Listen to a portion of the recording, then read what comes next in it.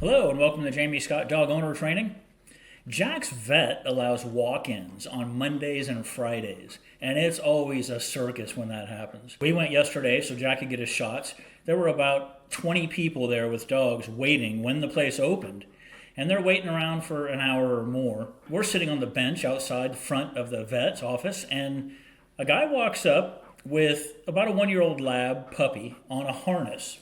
He sits down on the bench about 4 feet away from Jack and I. And his puppy, all that dog wants to do is come over and say hi to Jack and play. The guy is holding the dog. He has a big harness with a big loop on the back like this. He's holding the dog back to keep it from coming over to say hi to my dog. Over the years, many times, I've posted videos on prong collars and how to use them properly and fit them properly and why you should be using them. Even though many people reply to those videos, I lose subscribers every time I post a video on prong collars because people tell me they're cruel, they're inhumane, you shouldn't be putting those on your dog. What I realized in that moment was what that guy was doing to that puppy was cruel. He's unable to effectively communicate to that dog, I don't want you going over there to play with that dog. Holding him back is the equivalent of dangling a piece of food in front of you if you're starving, just out of reach. It's like psychological torture. With a prong collar,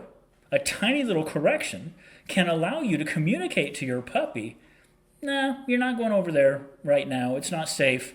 You're going to stay here with me. I demonstrate what I mean by a correction in this video with Bruno. It does not involve yanking on your dog's neck if you're using the right prong collar. It's properly fitted, and you know how to use it. Notice that the collar correction does not involve pulling him away from the treat. It's a tiny little correction so that he leaves it on his own. Leave it. Let's go.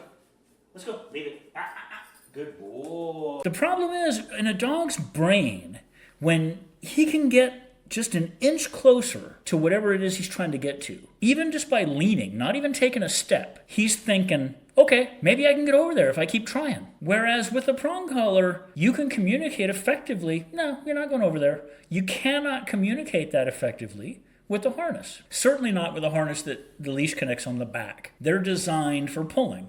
That's what sled dogs wear. So they don't discourage pulling at all.